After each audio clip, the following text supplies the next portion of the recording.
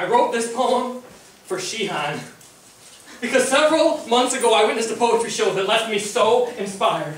In fact, I was so inspired leaving this poetry show that I rushed home thinking about making myself a better person. Not just a better poet, a better person. But I was so inspired by this poetry show that I rushed home and began working on what would inevitably be the greatest poem I'd ever written.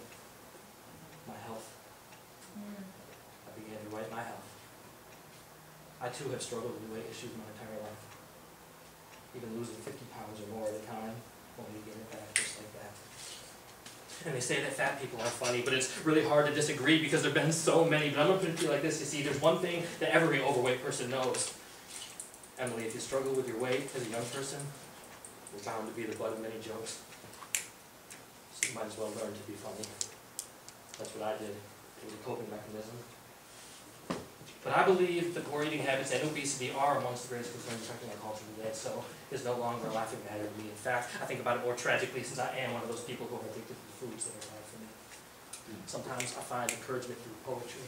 So like I said, I left Shihan Show and I was so inspired that I began cleaning out my pantry, knowing that this poem could never be squeezed in between the perfect straight blue lines that are found inside a recycled composition notebook.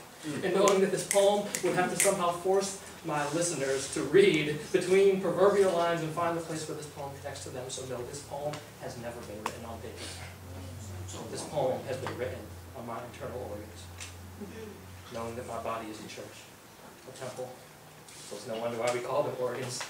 Because inside of our bodies we possess instruments to play music of our choosing. And I wrote this poem on these organs. It's going to be written on my heart with less cholesterol and played before my lungs with less smoke, with less sugary drinks to support my teeth, gums, and throat. It's going to be written on my bladder and on my kidneys and on my large and small intestine. And even in those scary places that we just don't want to mention. Those dark places in the trenches. It's going to be written in my veins and on my muscles and on the largest organ of them all.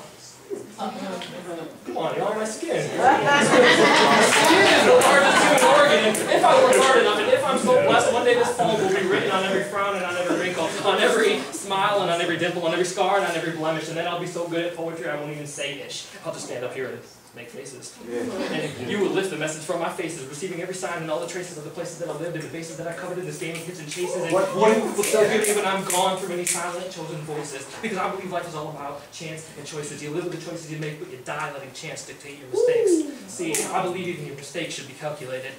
And I made a mistake. I said this was a poem for Shihan. I lied. Actually, I tried to inspire every mind in here, hoping that one day you might find yourself on this stage, trying to describe an emotion that you otherwise may be trying to hide. See, poetry provokes. I learned that from one scribe. But this poem could never be for one man. This poem is one man. This poem is alive.